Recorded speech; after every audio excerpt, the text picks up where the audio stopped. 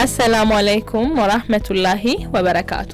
ውድ የዳር እስከ ዳር ፕሮግራማችን ተከታታዮች ዛሬም በዳር እስከ ዳር ቆይታችን ወደ አንዱ የዓለም ዳርቻ ተጉዘን ልናስቃኛችሁ ወደናል። በዳር እስከ ዳር ቆይታ ሁሌም እንደምናደርገው ወደ አንድ የዓለም ዳርቻ ተጉዘን ያስገረመንን ሀገር የተፈጥሮ አቀማመጥ ያየን የሰማንና ያነበብናቸውን ሀሳቦች እንዲሁ ደግሞ የሀገርና የግለሰቦችን ታሪክና አስደናቂ ሂደት እናነሳለን።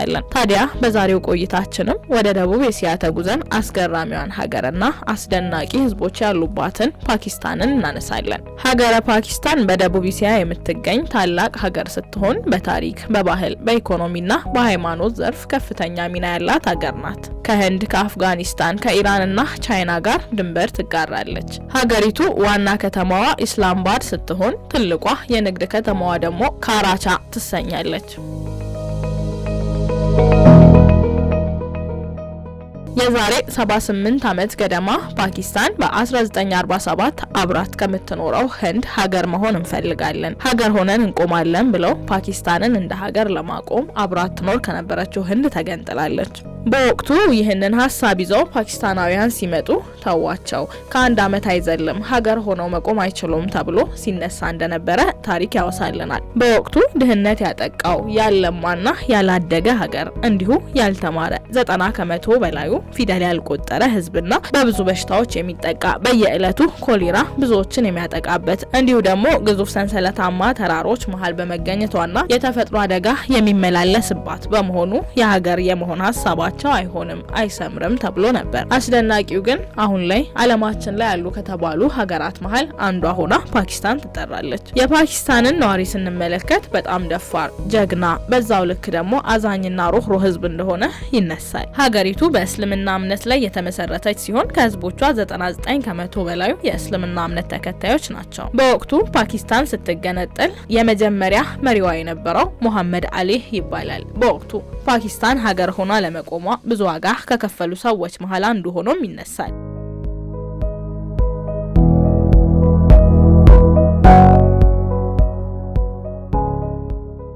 እንዳነሳ ነው ከዛሬ 78 ዓመት በፊት ሀገር ሆኛለሁ ብላ እዚህ ትደርሳለች ብሎ ያሰበው አልነበረም። ዛሬ በኢኮኖሚና በፖለቲካው ዘርፍ በዓለም አቀፍ ደረጃ ተጽዕኖ ከመፍጠር አልፋ ከሀያላን ሀገራት መካከል ተርታ ተሰልፋለች። የፓኪስታን ኢኮኖሚ በግብርና በኢንዱስትሪና በንግድ የተመሰረተ ቢሆንም በዋናነት ግን ግብርና ትልቁን ድርሻ ይይዛል። ሩዝና ኮተን ዋነኛ የሀገሪቱ ምርቶችም ናቸው። በወታደራዊ ኃይሏ አስፈሪነት፣ በኢንዱስትሪ እቃዎቿ ጥራት፣ በፖለቲካው ዓለም ያላት ተጽዕኖ ፈጣሪነት እውነትም ፓኪስታን ናት ወይ ያስብላል። ሀያልነቷ ሲነሳ ከሚጠቀሱ ነገሮች መሃል አንዱ ዓለማችን ላይ በይፋ ኒውክሌር ከታጠቁ ሀገራት መካከል መሆኗ ነው። ዓለማችን ላይ በይፋ ኒውክሌር የታጠቁ ሀገራት 9 ናቸው። ከነዛ መሃል ይህችው ፓኪስታን በብዛትም ቀድሞ በመታጠቅም 7ኛ ደረጃ ላይ ትገኛለች። በደቡብ ኤሲያ ትልቅ ኢኮኖሚ ካላቸው ሀገራት መካከል አንዷ ናት። በጨርቃጨርቅ ምርቶቿ ዓለም ያውቃታል። በግዙፍ ኢንዱስትሪዎቿ ትራክተሮችን፣ ሞተር ሳይክሎችንና የጭነት መኪናዎችን ታመርታለች። ያኔ ሀገር እንሆን ሲሉ ምን ይዘው የተባሉ ሀገሮች ዛሬ ዓለምን በመመገብ ቀዳሚ ከሆኑ ሀገራት መካከል ላይ ይገኛሉ።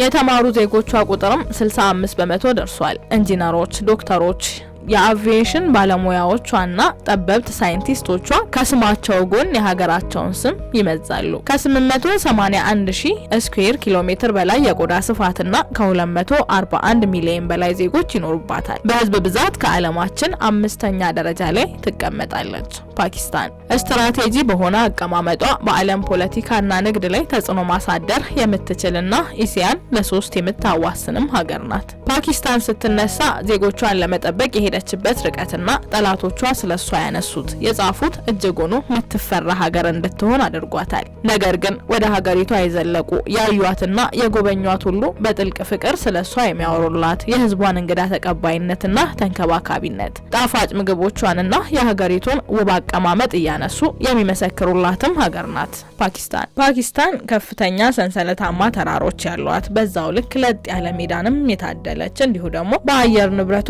እጅግ ሀሩር የሆነ የሚያቃጥል ፀሐይን የምታስተናግድ፣ በዛው ልክ በረዷማ ተራራዎችም እንዲሁ ደግሞ የሚገኙባት ሁሉንም አይነት የአየር ጸባይና የተፈጥሮ ሁኔታዎችን የታደለች ሀገር እንደሆነች ትነሳለች። ፓኪስታን አስደናቂ ታሪካዊ ስፍራዎች ያሏት ሀገርም እንደሆነች ይነሳል። ከነዛ መሀል አንዱ ከ5000 ዓመታት በፊት የነበረው ሞሆንጆ ዳሩ የሚሰኝ ከተማዋ ነው። ውብ ተራራና አስደናቂ አቀማመጧ የንጹህ አየር መገኛ እንደሆነች ያነሳላታል። የተለየ የመጓጓዣ ባህልም ያላት ሀገር ናት። በፓኪስታን የሚገኙ ባሶችና መጓጓዣዎች በተለያዩ ቀለሞችና ጌጣጌጦች ያሸበረቁ ናቸው።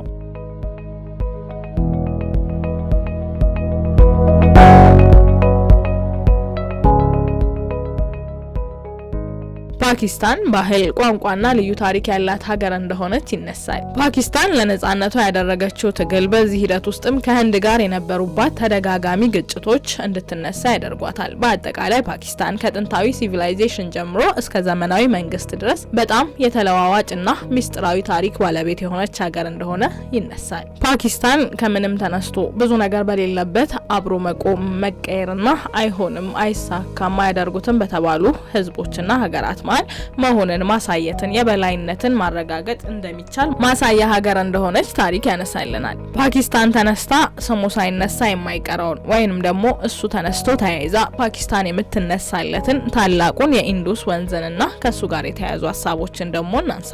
በፓኪስታን የሚገኙ እርሻዎች ከ90 በመቶ በላይ ከዚህ ወንዝ በሚመጣ ውሃ ላይ ጥገኛ ናቸው። ስንዴ፣ ሩዝ፣ ኮተንና ሌሎች ምርቶቿ በኢንዱስ ወንዝ የመስኖ ስርዓት ላይ የተመሰረቱ ናቸው። ይህም ፓኪስታንን በዓለማችን ከፍተኛ የግብርና ምርት አምራች ሀገራት መካከል እንድትሆን አድርጓታል። በተጨማሪም ይህ ግዙፍ ወንዝ በኤሌክትሪክ ምንጭነት ትልቅ ሚና ያለው ሲሆን እንደ ታርበላ ግንብና ማንግላ ግድብ ታላላቅ የኤሌክትሪክ ማመንጫ ግድቦች ከዚህ ወንዝ ኃይልን ያመነጫሉ። እነዚህ ግድቦች የኤሌክትሪክ ኃይልን ከማመንጨት ባለፈ ጎርፍን ለመከላከልና ውሃን ለማከማቸት ይጠቅማሉ። ኃያሉ ጌታችን አላሁ ሱብሃነሁ ወተዓላ በቁርአኑ ላይ እንዲህ ይላል፣ ከውሃም ሁሉን ህያው ነገርን ፈጠርን።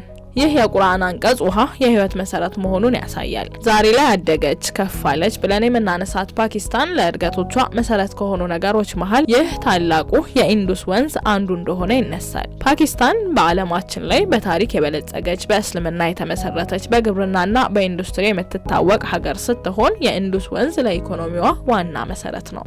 አላህ ሱብሃነሁ ወተዓላ የእውቀትን የጉልበትንና የማሰብና የምርጫን እድል ሲሰጠን እርምጃዎቻችንን እሱን ከመያዝ ጋር በብዙ ጥረትና ትግል ስኬታማ እንድንሆንም ጭምር ነው። ፓኪስታንና ነዋሪዎቿን ስንመለከት ከመሰረቱ ጀምሮ እኛ ብቻችንን መቆም እንችላለን ብለው ከተነሱበት ምንምና ማንም ካልነበረበት ታሪክ ዛሬ የዓለም ሀያሉ ሀገር በብዙ ዘርፍ ላይ በዓለማችን ቀደምት ከሚነሱ ስማቸው ከሚጠራ ሀገራት መካከል ላይ መሆን ችላለች። የማድረግና የማሳካት ምሳሌ ይሆናል ብለን በዛሬው የዳር እስከ ዳር ቆይታችን ወደ ፓኪስታን ያመራንበት መሰናዶ ይህንን ይመስል ነበር። የጀሊሉ ተአምራት እልፍ ናቸው፣ መኖርም ቀለሙ ብዙ ነውና በሌላ የዳር እስከ ዳር ቆይታ እንገናኛለን። ቀሪ መወዳ ፕሮግራሞች ይቀጥላሉ። አብራችሁን ስለነበራችሁ እጅግ አድርገን እናመሰግናለን። ወሰላሙ አለይኩም ወራህመቱላሂ ወበረካቱ።